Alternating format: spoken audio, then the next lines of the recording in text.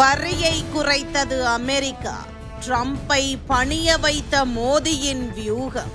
நீ ஏறியாடு கபிலா, இது நம்ம காலம். உலக அரசியல் சதுரங்கத்தில் ஒரு தேசம் தனது இறையாண்மையையும் பொருளாதார நலனையும் எவ்வாறு சமரசமின்றி பாதுகாக்க வேண்டும் என்பதற்கு பிரதமர் நரேந்திர மோடி அவர்கள் நிகழ்த்தி காட்டியுள்ள இந்த வர்த்தக போர் வெற்றி ஒரு மிகச் சிறந்த பாடமாகும். அமெரிக்க அதிபராக டொனால்டு ட்ரம்ப் பொறுப்பேற்ற பிறகு ரஷ்யாவிடமிருந்து இந்தியா கச்சா எண்ணெய் வாங்குவதை ஒரு துருப்புச் சீட்டாக பயன்படுத்தி இந்திய பொருட்களின் மீது ஒட்டுமொத்தமாக 50% வரிச்சுமையை ஏற்றியபோது உலக நாடுகள் இந்தியாவின் நிலையை உற்று நோக்கின. ஒருபுறம் ஆசியாவின் வளர்ந்து வரும் வல்லரசு, மறுபுறம் அமெரிக்காவின் கடுமையான பொருளாதார நெருக்கடி என இக்கட்டான சூழல் நிலவிய போது பிரதமர் மோடி அவர்கள் காட்டிய நிதானமும் முதிர்ச்சியும் உலக அரங்கில் இந்தியாவை மிக உயர்ந்த இடத்தில் அமர வைத்துள்ளது. இந்த நெருக்கடியை ஒரு வாய்ப்பாக மாற்றிய மோடியின் ராஜதந்திரம் வியக்கத்தக்கது. அமெரிக்கா தனது சந்தையை மூடுவேன் என மிரட்டிய போது பிரதமர் மோடி அவர்கள் சத்தமில்லாமல் உலக வரைபடத்தின் மற்ற திசைகளில் இந்தியாவின் வர்த்தக கனவுகளை அகலத் திறந்தார். பிரிட்டனுடன் 2026 நடைமுறைக்கு வந்த தடையற்ற வர்த்தக ஒப்பந்தம் மற்றும் ஆஸ்திரேலியாவில் இந்திய பொருட்களுக்கு கிடைத்த 100% வரி விலக்கு போன்றவை இந்தியாவின் ஏற்றுமதி சந்தையை திசை மாற்றின.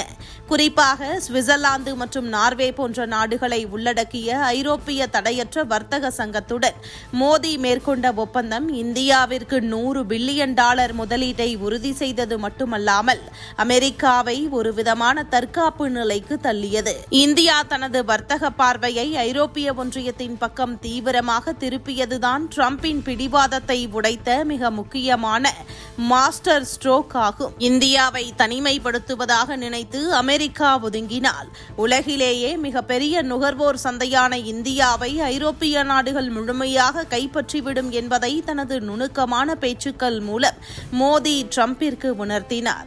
இந்த ஐரோப்பிய கார்டு ட்ரம்பின் வர்த்தக வியூகத்தை நிலைகுலையச் செய்தது. அமெரிக்க நிறுவனங்கள் இந்திய சந்தையை இழக்க தயாராக இல்லை என்ற உள்நாட்டு அழுத்தமும் ட்ரம்பை சூழ்ந்தது. இதன் உச்சகட்டமாகவே நேற்று இரவு இரு தலைவர்களுக்கும் இடையே நிகழ்ந்த அந்த வரலாற்று முக்கியத்துவம் வாய்ந்த தொலைபேசி உரையாடல் அமைந்தது. ஒரு காலத்தில் மிரட்டலாக தொடங்கிய விவாதம் மோடியின் தீர்க்கமான வாதங்களால் இந்தியாவின் வெற்றியில் முடிந்தது. ரஷ்யாவிடமிருந்து எண்ணெய் வாங்கியதற்காக விதிக்கப்பட்ட 25% கூடுதல் அபராத வரியை ட்ரம்ப் முற்றிலுமாக திரும்ப பெற்றார். அது மட்டுமின்றி அடிப்படை வரியையும் 25% இருந்து 18% குறைப்பதாக அறிவித்தார். இதன் மூலம் இந்திய ஏற்றுமதியாளர்கள் எதிர்கொண்ட 50% வரிச்சுமை ஒரே இரவில் 18% சரிந்தது. இது இந்திய தயாரிப்புகளுக்கு அமெரிக்க சந்தையில் மீண்டும் ஒரு பிரம்மாண்டமான வரவேற்பை உறுதி செய்துள்ளது. அதே சமயம் எரிசக்தி பாதுகாப்பிலும் மோடி ஒரு சமநிலையை எட்டியுள்ளார்.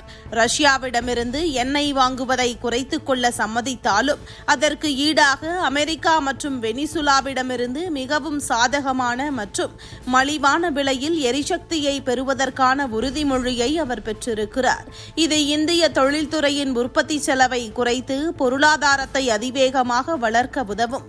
140 கோடி இந்தியர்களின் பெருமிதமாக திகழும் பிரதமர் மோடியின் இந்த ராஜதந்திர வெற்றி இந்தியா இனி ஒரு நாட்டை மட்டும் சார்ந்து நிற்கும் தேசம் அல்ல, மாறாக உலக வர்த்தகத்தை தீர்மானிக்கும் ஒரு குளோபல் ஹப் என்பதை உலகிற்கு உரக்கச் சொல்லியிருக்கிறது.